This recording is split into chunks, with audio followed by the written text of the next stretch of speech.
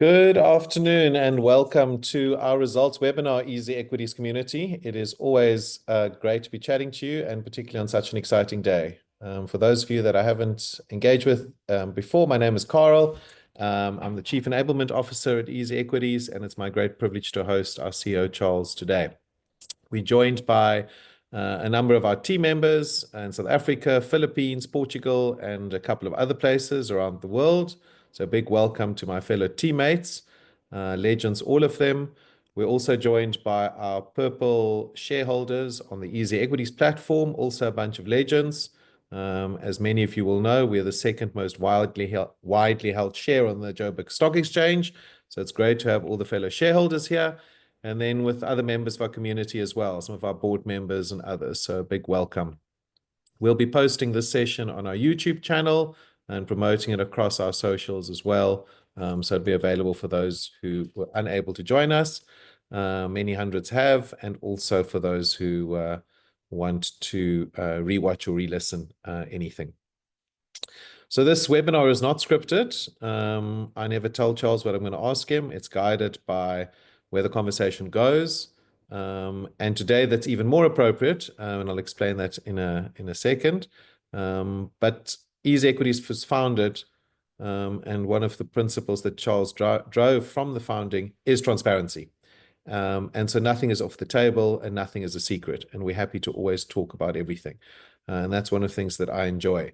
So we're going to ask Charles some of the tough questions, and I'm also going to be guided by a lot of the input that I've had from the team and many of our users. Before we get started chatting to Charles, a couple of thank yous. Thank you to the team who've worked hard at getting our results out today, and that was led by Charles and Gary, our executive directors, and they've been assisted by Rob, Jackie, and a number of people in the finance team. So big thanks to them. It is a pressurized environment to get the results out, and complexity. Jono has done a great work on the design, which we'll share with you. Andrea, who's our data queen and far more, and has really been a very strong and firm guiding hand across many areas of the report. And then to everybody who's helped us today and getting it out to the community. So thank you very much to all of you. Easy is a team sport, so there are many people that I haven't mentioned by name, but a huge thanks to all of you as well. Before I introduce Charles, a request that you please do read the annual financial statements. We put a lot of time and effort each year into improving them. What we put in there, how we put it in there, yeah, we spend a lot of time and effort. Sometimes we drop the ball. So I think this year we could have done a better job in exposing more of our fantastic ops and tech teams and the great work that they're doing. We're going to talk a little bit about that. And so we'll certainly improve in that going forward. But all the information that you need as an investor, and why we think that Purple is a fantastic share and company to be invested in, is in that annual report. And we'd love your feedback. So join us at the AGM, which is in the beginning of next year, and the details for that is at the end of the annual report that you can see. So with that introduction, I would now like to welcome our CEO, Charles Savage. Some of you have been with us for 11 years, so you've seen Charles' age.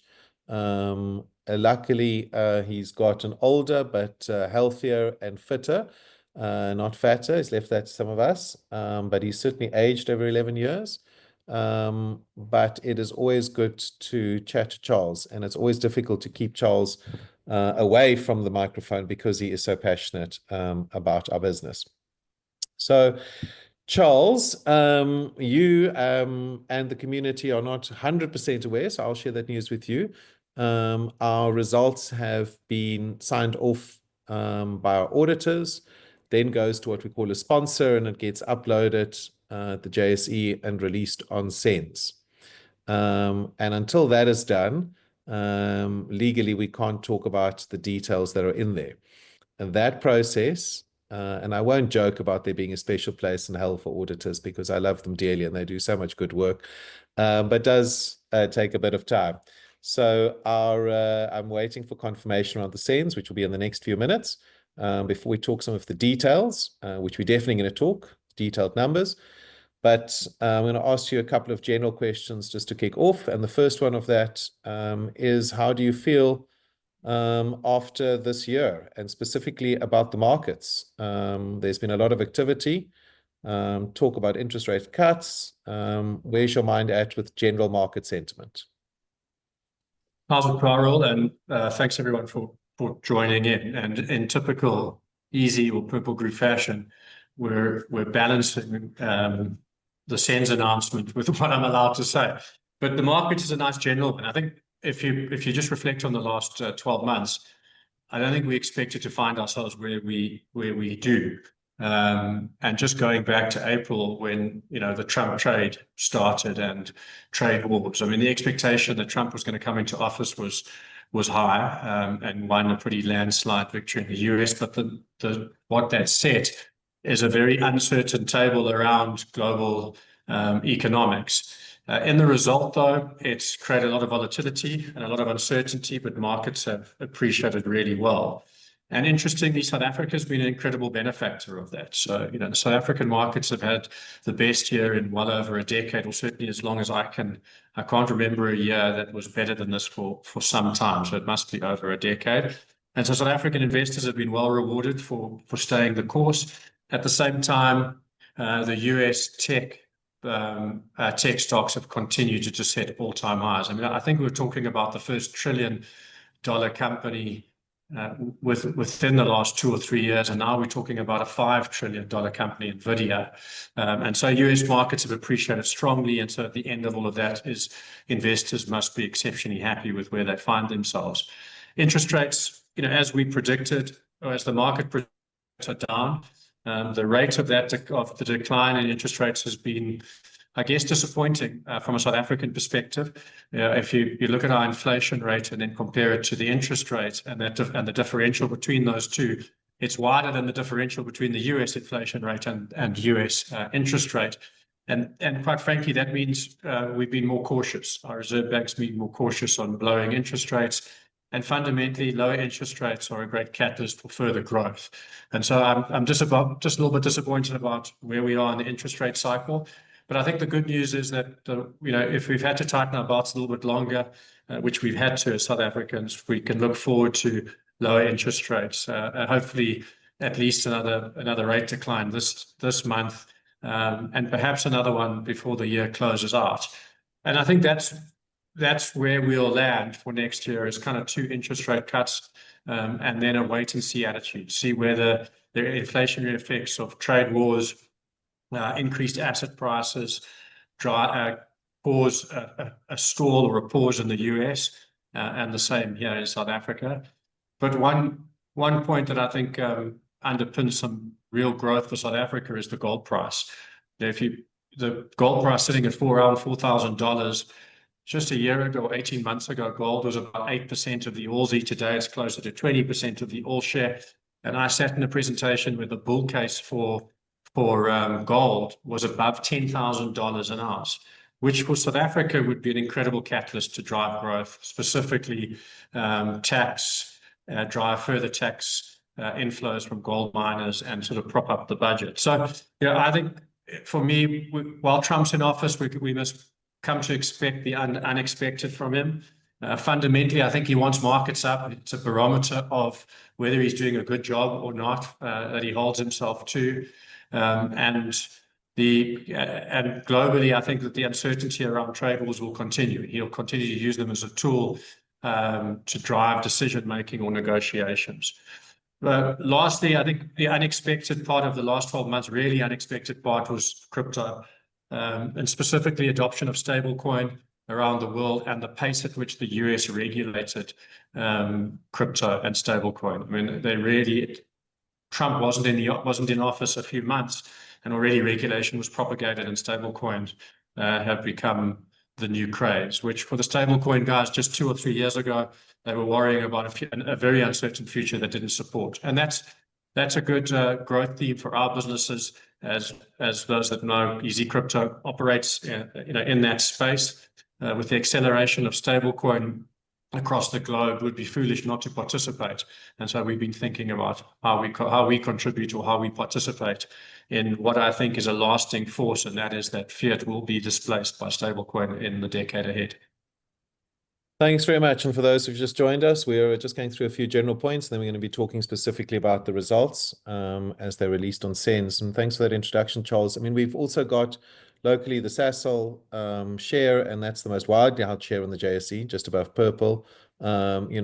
Significant growth there. So lots of opportunities. But I want you to just talk about one of our products that you mentioned now, which is crypto. And whilst we are going to share more details about stablecoin and our plans and initiatives there, I think for the people that have taken the time to join us this afternoon to talk about the results, maybe they can be the first to get a bit of a heads up on the detail that we're going to release next year, but it's no secret. So maybe you can just talk a little bit about that. Yeah, I mean, if you look at the US as a barometer or as a predictor of what the future might be around stablecoin, you'll see that there are 2 or 3 stablecoins that have scaled in that marketplace that are dominating. And specifically, the benefits of stablecoin is that they move faster than cash at a lower cost with a higher degree of accountability or auditability. And what I mean by that is you can see every transaction in the ledger.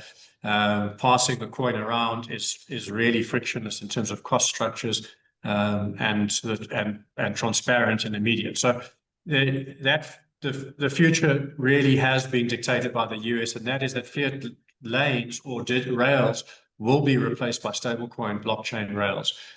We took the decision about 4 or 5 months ago to say, well, if a stablecoin is going to win in South Africa, then surely we'd want to participate. I mean, given our retail distribution, which over 1 million customers, and given the assets that we manage, our customers manage on our platform, it would be foolish for us to not have a stablecoin strategy.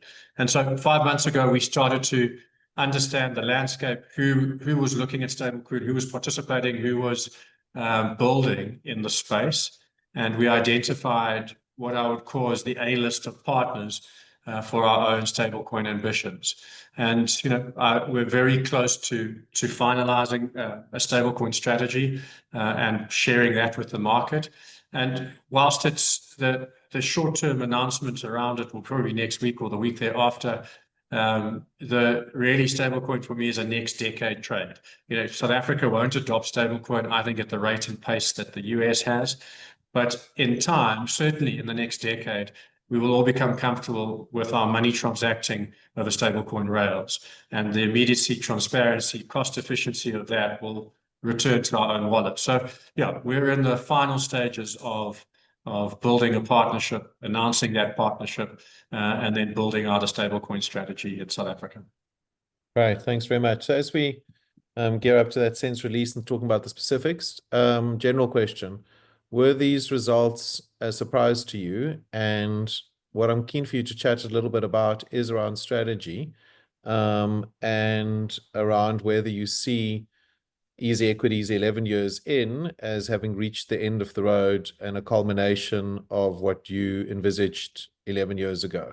So, there's been significant increase in retail investors. And, is that the end? Is South Africa too small a market? Is this the end of the road? Look, I don't think anybody should be surprised by our results.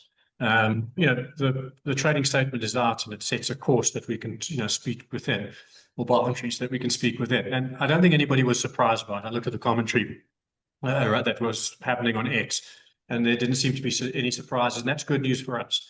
3 years ago, we set a course, a very deliberate course, that was to find ourselves where we are today. And over the last 3 sets of results that we published, so this time last year, the February results and the results before that, you would have seen momentum and themes that were becoming much more consistent, deliberate, durable in our income statement and our balance sheet, in our strategy, our products and services. So no, nobody should be surprised by the results. I think that's good. It means that we're sharing transparently with our customers, our shareholders, and our clients the progress that the company has made. To your second part of the question, I mean, we're 1 decade in. To think of ourselves as end of the road, we haven't even got to our first turning point, or our first fork in the road. We're just outside of our first decade. And what we've created in that first decade is a highly durable, reliable, and resilient financial services player, but still a very small player in the context of what the opportunity could be and should be for us, given what we've achieved. And so our ambitions are far greater than what we'll show in the results today. And our opportunities for growth are significantly larger than they were a decade ago. A decade ago, we started Easy Equities at 2 million, just over a decade ago, with 2 million rand, and our ambitions were to get to 100,000 customers. And today we sit at 1 million customers, but there's still 60 Many million. of whom have over 2 million invested on the platform in their own portfolios. Exactly. But the runway in South Africa, the primary runway for growth is the tax-paying base of South Africa. So that's our primary audience, which is about 7.5 million people. The secondary audience is anyone who's got a bank account. Anyone who operates across a digital highway that wants to invest should have access to Easy Equities. And that extends, our runway to 20, 30, 40 million customers. And the good news is that runway continues to grow as digital costs come down. So the cost of a smartphone, cost of data, cost of transacting online comes down, the more customers we can seek to participate. And importantly, as the business scales, the cost to serve these customers also comes down. And so we can start to serve markets that 10 or 11 years ago may not have been profitable for us to serve, would be profitable for us to serve today and in the decades ahead. And so I've said this publicly before, my only regret about this business is that the real impact, the real growth, the real story will only emerge long after I'm gone. And fundamentally, I think it'll be defined by a conversation that will go something like this. Someone's going to say, how did South Africans get so wealthy? How is it that South Africa is so wealthy? And the answer is, it's our ambition that the answer includes Easy Equities. It's because Easy Equities started a journey all those years ago, perhaps 30, 40 years ago, 50 years ago, to make investing accessible for everyone.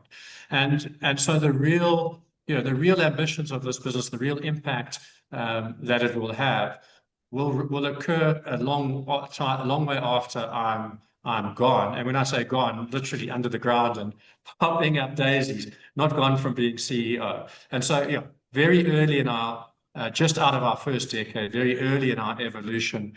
And, our success is not our success. Our success is our customers' success. And we can unpack that as we get to the results in a few minutes. And just to correct you, which I like doing, it's not a regret, because what you've actually said in the past is that is one of the exciting things, is that, yes, we can all benefit, and we all do. The 1 million plus clients, Joe Marsh is on the course, been a client with us for 11 years. There are many people that have been with us for 11 years. But, that is fantastic. But what's even greater is that we're leaving a legacy. So it's very exciting. So let's talk about international, which is often a question that we get, and why we're in the Philippines and what's happening in the Philippines. And we were launching a business in the Philippines, and there are no clients in the Philippines. What's happening there? You're off to the Philippines next week. For those people who don't know, we have a chunk of our team who are based in the Philippines, and our thoughts have been with them this week because there's been a major typhoon. But tell us, Philippines, what is the update? I mean, are we giving up? Are we walking away from the Philippines?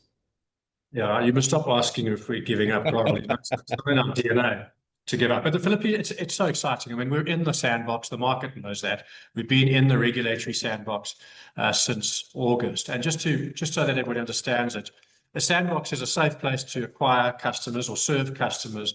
But it's a controlled audience, i.e. the regulator decides who gets access. For now, it's only regulators that are participating. So regulators in the Philippines are testing our platforms, using the tools and experiencing Easy Equities for themselves. And that's the process that we're in. And the reason why I have a regulatory sandbox, well, regulatory sandboxes are typically created to enable products or services that are not legislated. So what we do, i.e. allow Filipinos to buy foreign shares, is not currently legal in the market. And so the regulatory process that they undertake is to understand the product through the sandbox to stand alongside that sandbox experience and write legislation, and then in the result, to open that product or platform to everyone. And so I'm heading off regulators and updates from the regulators, and social engagements and more serious engagements about understanding what the next steps are. What do we need to do to get beyond just the regulatory customers, and when will they introduce, when do they allow us, or when have we satisfied them, and when will they allow us to onboard more customers, and what they see the roadmap, how they see the roadmap unfolding. It's so exciting to be part of the sandbox, to help legislation be set that enables US shares to How many Filipino. people are part of that? How many companies? How many entities? 2 entities were allowed in. The first entity has entered and I believe exited already. I'm not 100% sure. Haven't been focused on them. Our time in the sandbox is legislated. It's 2 years. So we started in July. We've still got some time. The regulator holds the right has the right, sorry, to allow us to serve up to 2 million customers inside the sandbox. But they have the gates to either open or close around how many customers we get to serve. So this meeting with them next week is important. We'll get feedback on what they think, what they've seen. They might give us feedback on what changes they would like us to make to the platform. But the exciting part is that we get to write legislation in sight of the regulator and work with them, create a product that will, in my view, radically transform the financial fabric of that country, as we have in South Africa. And with a partnership that's still strong. Yeah, and with a partner, the partnership is insane. Anybody who doesn't know GCash, you've got to Google them. They are the M-Pesa, if you like, of the Philippines. They have 100 million customers. If you've been to the Philippines, you'll understand that when you pay for something, you pay with GCash. It's a noun, it's a verb, it's everything in between. And so that partnership is just extraordinary. The frustrating part of going into a new market where legislation has not been written is the pace at which it happens and unfolds. And I think we could be accused, or I could be accused of perhaps being too optimistic about how quickly we would be allowed into the market. The good news is I have 100% certainty that we will go live in the Philippines. The bad news is I don't understand the timing. I'm not in control of the timing. But if you take everything I've said, we're on the course to at least serve 2 million customers, hopefully within the next 2 years. And then beyond that, for legislation to allow us to serve the rest of the Philippines. And it's great to be in an environment that is regulated and that takes the interest of clients and customers to heart. So it's fantastic, as you say, to be writing the legislation or influencing it. Tell us about Kenya, Charles, because there's a lot we want to get through. And as soon as the census is out, I want to get to some numbers specifically for the audience. But tell us about Kenya. Is that still happening? Kenya, if anybody was on the platform this morning, they would have noticed that we were down for a split second.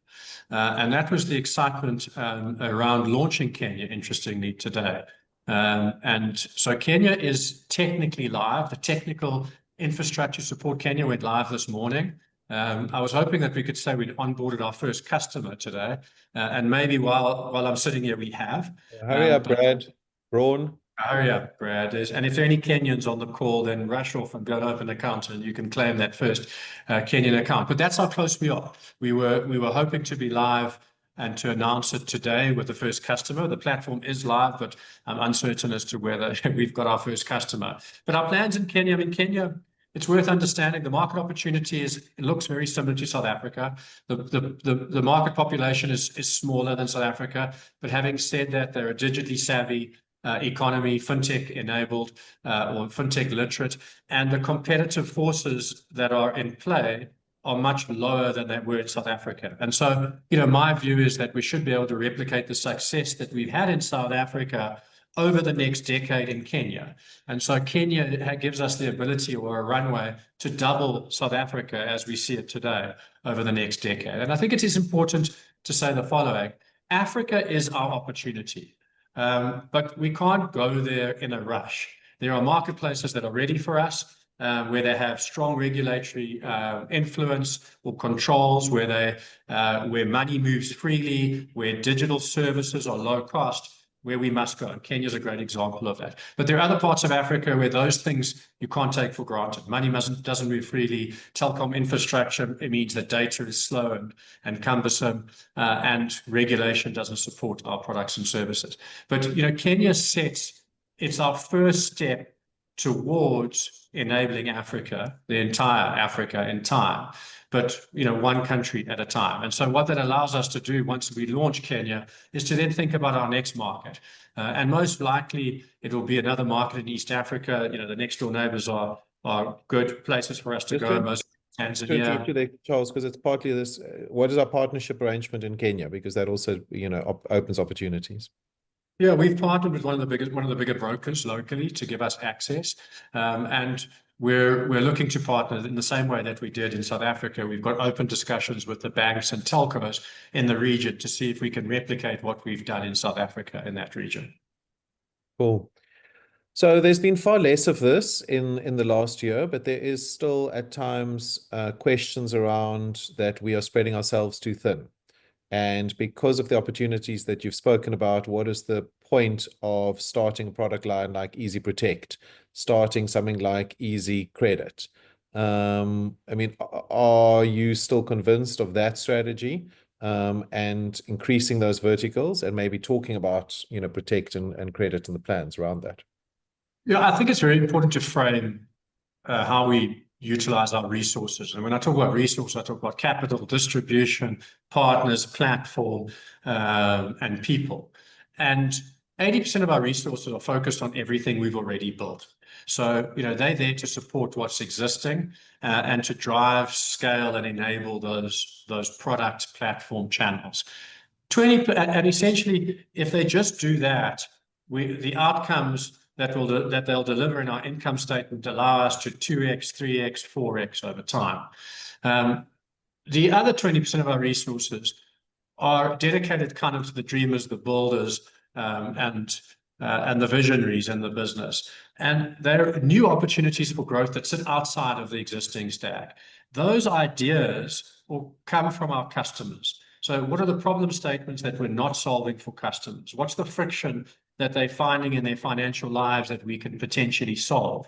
And then we stack those up each year, we consider them, and then we choose one or two of them to address each year. Last year, so over 12 months ago, we chose advice, to onboard advice into the platform, and that project is going well. It should see us launch the ability to onboard advisors in April, around about April next year. And Almira, the head of product, is running with that. That's how important it is to us. And the second one was Easy Mortgages, which everyone would have seen us launch earlier this year, which Rupert, the CEO of EasyProperties, delivered. And so, for us, we're thoughtful and considerate of our customers' friction and needs. And we're constantly thinking about what are the additional product lines that we need to serve our customers that fundamentally allow us to attach ourselves to more parts of our customers, which means that they become more sticky, and we grow ARPU. And so we've got lots of ideas, but typically we'll target 2 or 3 a maximum new ideas a year to deliver up to our customer base. Fantastic. It is exciting to see how it constantly grows, and also without increasing the number of people that we employ and being really smart with our resources, which we'll also talk about a little bit more.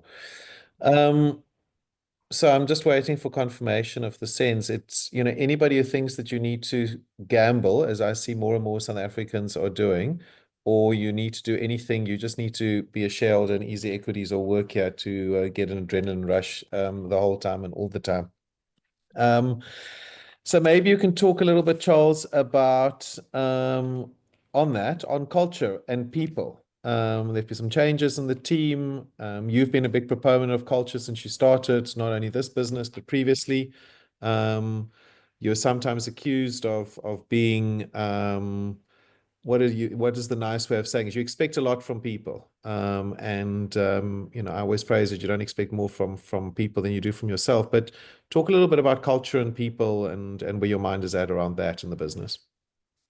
Yeah, over the last 3 years, we've grown to 250 staff globally. And, when we started Easy Equities, there were 5 of us, and 250 staff now serve the group, and they geographically dispersed: the Philippines, Portugal, South Africa, and all parts of South Africa. I mean, we only have physical office infrastructure for 70 of those 250 staff. So, remote work is now a deep part of our culture. And what does that mean? It means that we hire accountable, high-performance entrepreneurial people who look after themselves. Why do we expect a lot from our staff? It's because our customers demand a lot from us. They've trusted us with their assets, they've trusted us with their time, and in response, we need to deliver. And in order to deliver, we need to move fast, we need to break things at times, but deliver more value consistently and do no harm when we break things. And that's the culture that we've built this group on. It's accountability, but autonomy, and license that grows with experience and outcomes. And so what I think people don't have sight of that I do is 5 years ago, our ambitions were built on the shoulders of 5 people, and we delivered this. Today, our ambitions are built on the shoulders of 250 incredible people.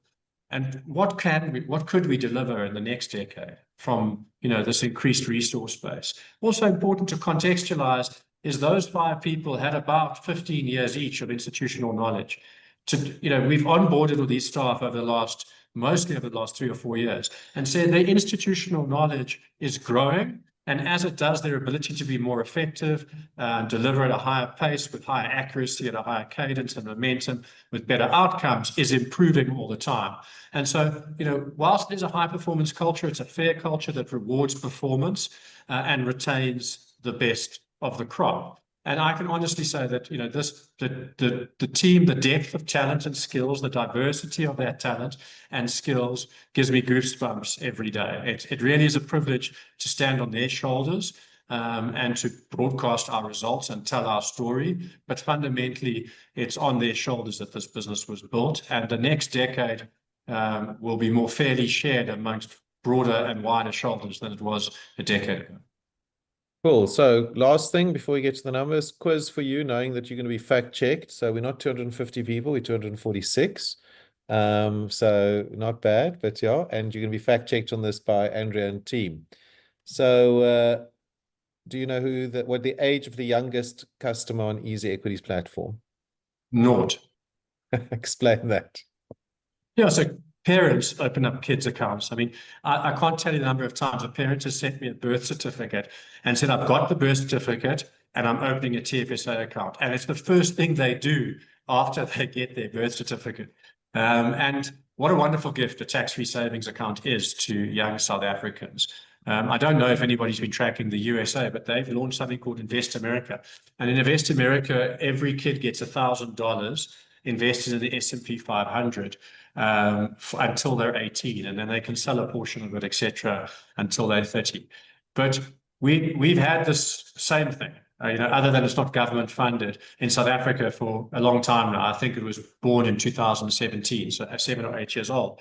The tax-free savings account are the greatest gift government has given us in the last decade and perhaps forever. But still sadly, very underutilized by the broader South Africans, because if you start saving young, you don't need to worry about saving old. And government needs to increase the limit. Again, sorry to interrupt you, but like when last did they look at that? Come on, guys. Yeah. So I should be alive to that. They should definitely be increasing the lifetime limit now as well as the annual limits. They've done it once on the annual limits, but not the lifetime limit. Utilization still needs to improve. South Africans need to pitch up and start using tax-free savings accounts. Oldest user on the platform? Carel, you tested me, but she was 99 a few years ago. I don't know whether she's still alive, but she must be then 101 or 102. Average age, we know has roughly stayed the same at the 31, 32. Why does it stay the same? Yeah, so average age is 32. And what's interesting about age is that the biggest acquiring cohort, so people that we acquire for the first time, is 27. Now, again, that shouldn't surprise anyone. That's the average age of South Africa. And so we're acquiring young South Africans. We've got over 180,000 students. I call anyone under the age of 21 is a student in my mind, on the platform. And the female-male demographic continues to, be the only investment platform that can say this out loud. almost 50-50. Men slightly dominating at, I think, 52% and females at 48%. And average deposit, I mean, is that increasing, decreasing? We've reported our biggest deposit month and number of depositors last month. So maybe you can just talk around, average hold. Average deposits, the maximum average deposits in a financial year was actually set, I think, in 2021. It's in the results, so you guys can fact check me. But it was 12,000 Rand per customer per year. As interest rates went up, that commensurate declined, which basically says that our customers have got debt, and as the cost of debt went up, their ability to invest went down, which makes complete sense.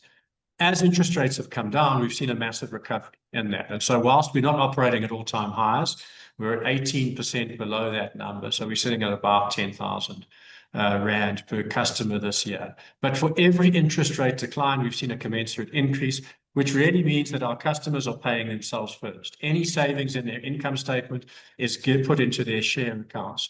And one of the things, just reflecting on 11 years, that has really inspired me is the real tangible behavioral change that we have that has been engineered through investing. And what I mean by that is, and I'm going to use my family as a case in point, when they think about buying something, they have to think about what they're going to sell first. And what that invariably means is they sell nothing and buy nothing. And so their consumer habits have changed radically.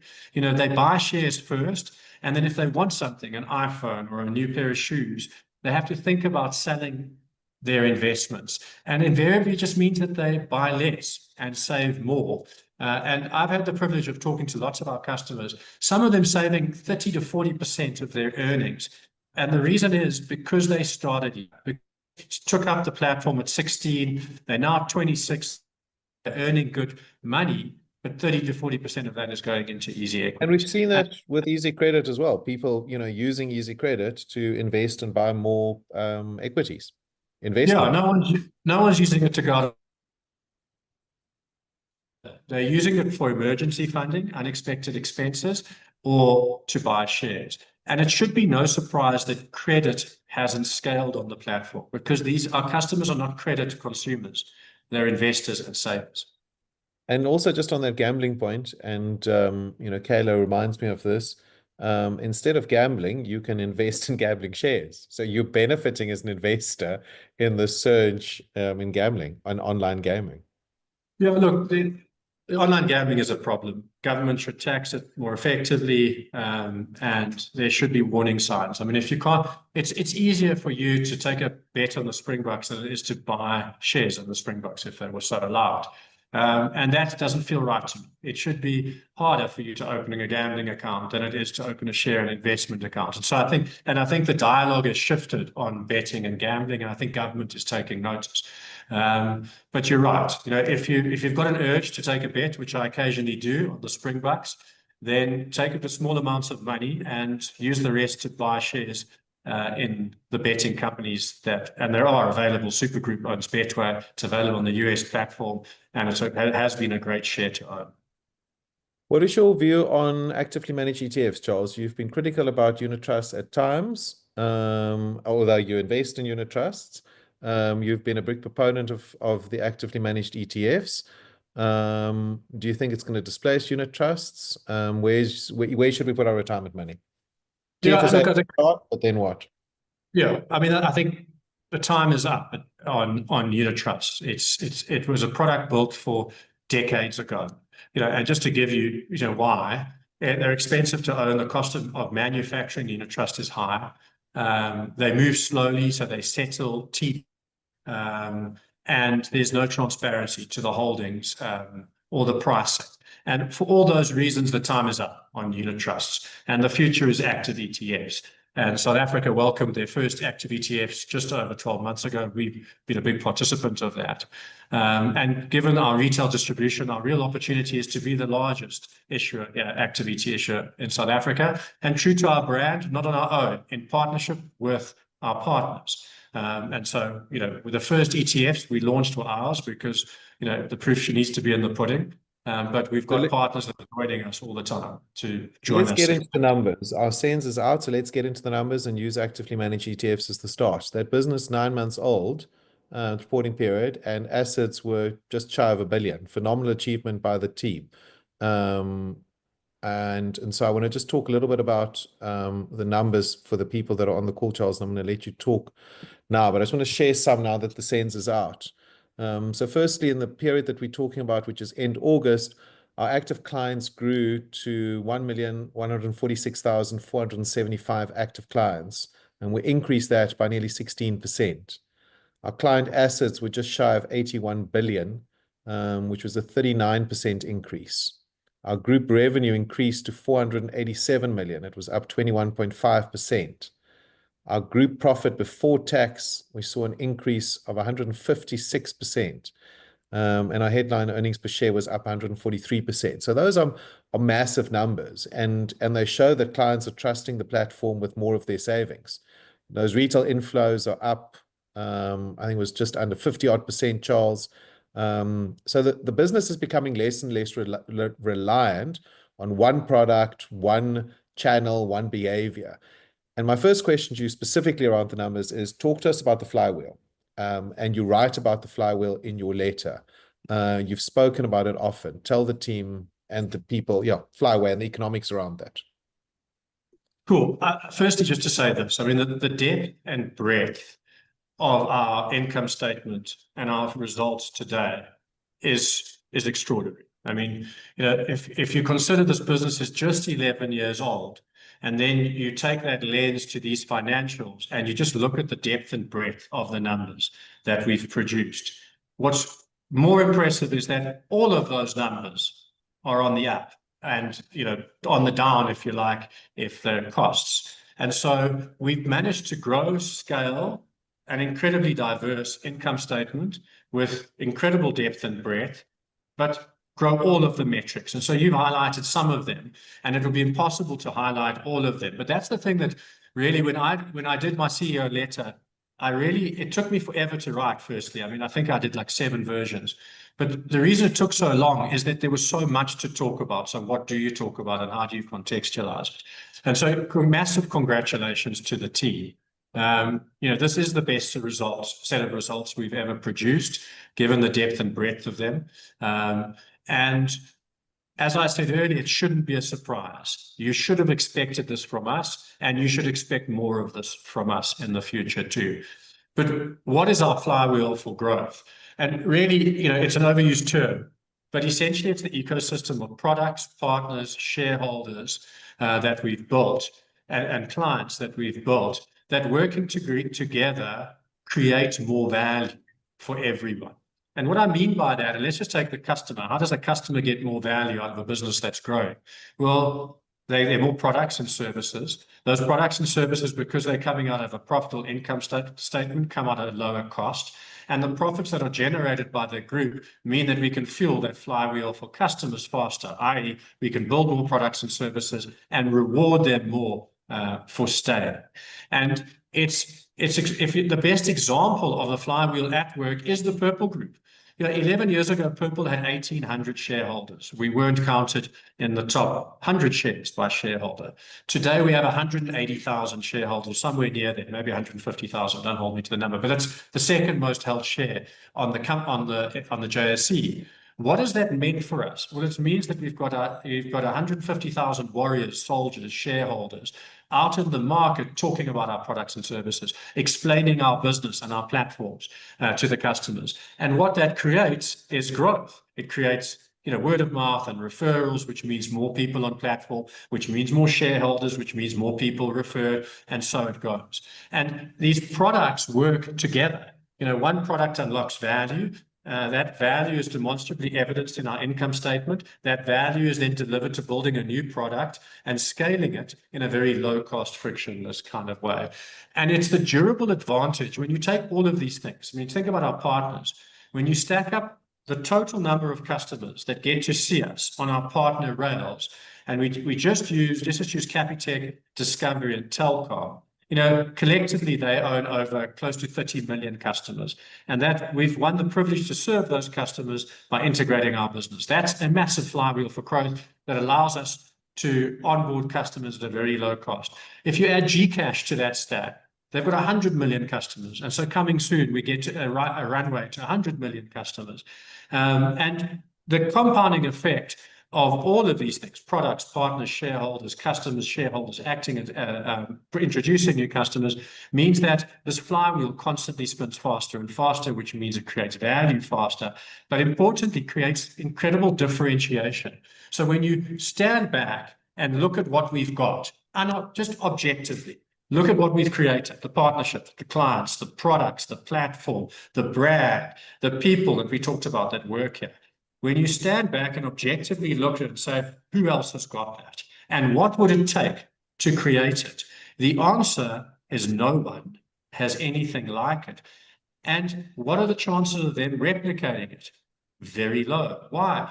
Capitec's not going to partner someone else. Just neither is Discovery in terms of the services that we offer. Neither is Gcash. So long as we keep doing what we're good at, which is delivering, products that make it easier for people to get investing.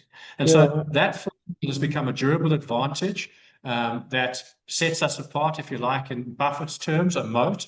But importantly, it's also given us an unfair advantage in launching new products. So, the one thing that I don't think we really hold ourselves accountable to or consider.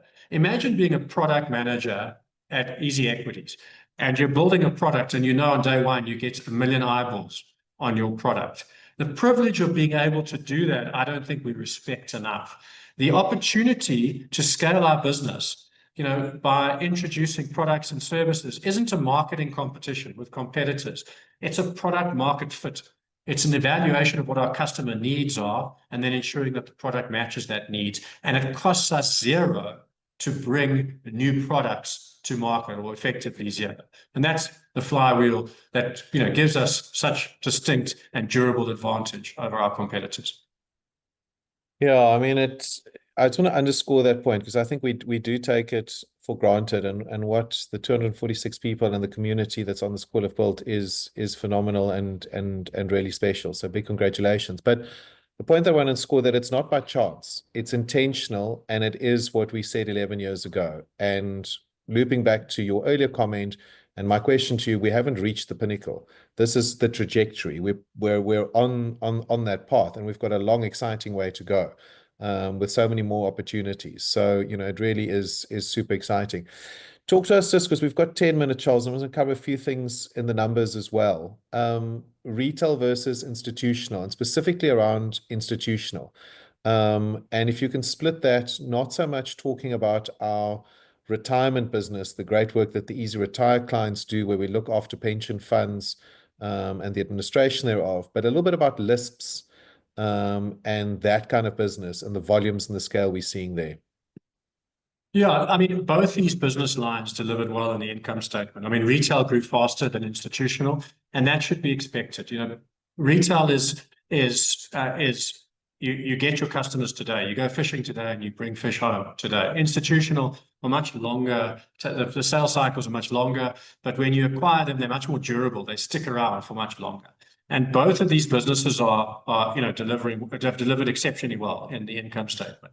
Our advantage in the institutional space, to my mind, is two things. One is we recognize that the end of an institutional client is just another retail customer. So if I take a pension fund, I think the market has got confused about the fact that the pension fund isn't the customer. The person who's saving for retirement at the end of that pension fund is the customer. And ours is the only platform that puts the customer first, gives them the user experience that investors have come to expect with their retirement assets as well. And that's a technology advantage that we've got.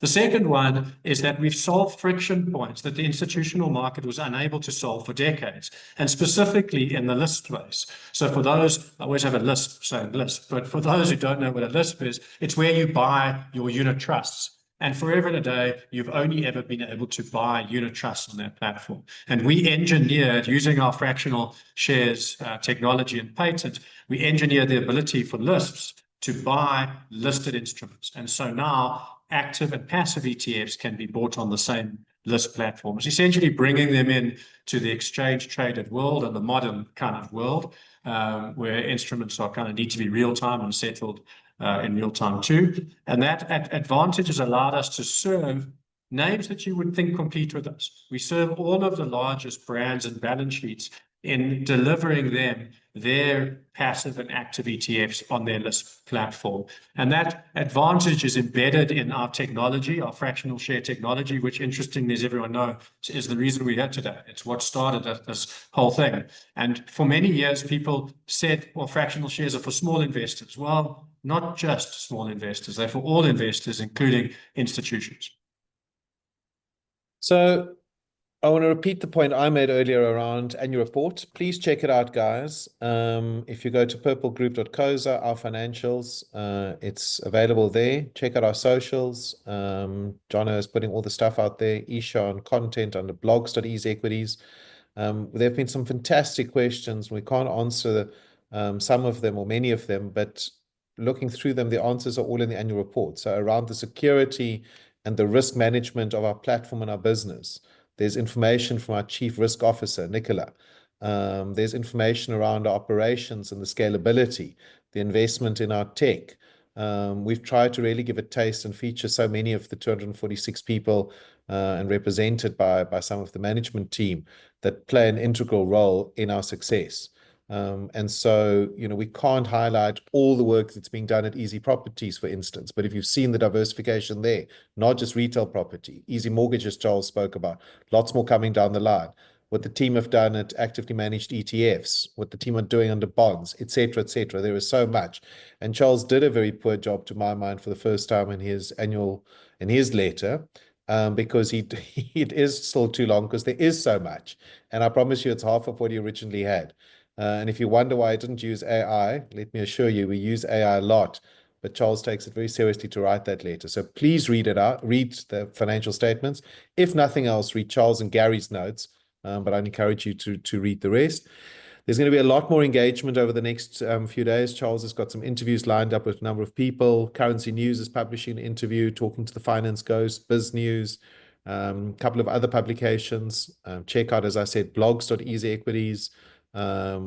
Charles is on Kaya this evening with Gugu, who hosts a fantastic finance show. She's also a client of ours. So please check it out there. Because I'm going to give Charles one last opportunity to wrap up. Look out for lots more details and information. Huge congratulations to the team. And I want to say a big thanks to the people that invested in this company. We take your comments very seriously. You are our best brand ambassadors. If you shout, we listen, and we're trying to accommodate and fix and change. So massive thanks to you. But Charles, I mean, a wrap up. I can't believe we've actually spoken for an hour, and it was good that we didn't talk first about the numbers because we could talk some of the philosophy. But I want to give you 3 minutes to reflect on the year ahead. I won't ask you to not come back with ideas after your holiday because you always do, which is what keeps us on our toes. But you've said you're proud, you've said you're grateful, you've said thank you to the team and the shareholders, and not crying, which you want to do, but maybe just 3 minutes on a closing reflection. Yeah, I think I talked about the depth and breadth of these results, and I really do hope. We've spoken so little about what's contained in the annual report, and it's a wonderful read. So please go and read it and get your comments. But if there's things to take away from it, this is the first time we've delivered results at real scale. I said in my letter, talk is cheap, money buys the whiskey. And this year's income statement walked the talk, and it really did. And really, what I said last year was that we have this massive cost advantage over our cost base, this leverage over our cost base. And when you look at these results, a 25% improvement in revenue delivered a disproportionate return in profitability. So revenue, 1 rand of revenue doesn't create 1 rand of profit. 1 rand of revenue creates more profit, a higher degree of profit than it did in the past. So whereas in the past 1 rand in revenue would have delivered 1% in profit just 2 years ago, today 1 rand in revenue produced 42% in profit. And that leverage over our cost base is a durable part of the future of this group. And so when we talk about, what do we look to the future, we have to focus on ensuring that the income statement continues to grow by 20-25% year on year, whilst reducing or maintaining the cost base so that any improvement in income, or the largest part of that improvement in income, flows to the bottom line. And these results very proudly delivered that. It wasn't talk anymore. They're obvious and identifiable in the income statement. And so that's the key thing for me, is for you to understand and take away. The other part of looking forward, and I said it in my letter, is that our ambitions is to be a top 40 company. When I say that out loud, in some circles, people laugh. I'm sure they laughed when Robin Hood said it over a decade ago. And today, and just over a month ago, Robin Hood was welcomed into the S&P 500. But for me, this result set is the foundations for a top 40 company. And it's a statement about intent, but it shapes how we need to behave and what we need to build in the next decade. And I'm not saying we're going to be there tomorrow, but you can write it down. At some point in the near future, the next decade perhaps, this company will emerge as a financial giant, as a top 40 company. And I guess that's the thing that I'm most excited about. We've built and achieved real scale. Now it's about taking that scale advantage and distribution advantage and turning it into a financial services giant. And what gives me great kind of pleasure is to know that we're sharing the outcomes of these results with 150,000 shareholders. This isn't a company that was built in a private market. It's one that's been built in a public market with the ability for everyone to participate, from staff to clients and all shareholders.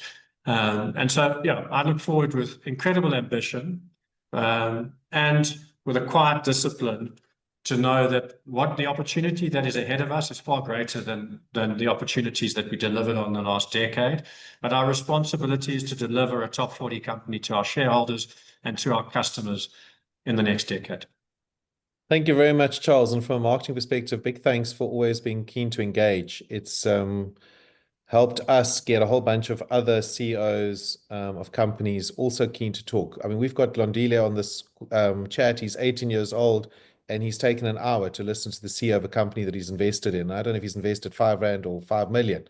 But, an 18-year-old is doing that. I look forward to when he's 28 and 38, still being involved. It was a wonderful privilege to host on the day of their IPO, the CEO of Optasia. I mean, a fantastic listing, and it was great that the Easy Equities community got such a massive percentage allocation. And not that I want to be nasty to the other brokers, but it was much higher than the other brokers. And we're looking forward to Monday. WeBuyCar results are out. WeBuyCar's results are out. And we're hosting one of the co-founders, Fawn, one of the brothers that started that phenomenal business, and a couple of the execs. And, on the day that they're putting their results out, they're talking to the Easy Equities community. So we're going to do far more of that, and that's really something that was driven by you, Charles. So big thank you. Thanks to everybody again for getting the results out. Have fun reading the annual report and enjoy the rest of the year. Don't miss the exciting news about our stablecoin and other activities in the coming weeks. Have a lack afternoon, everybody. Cheers.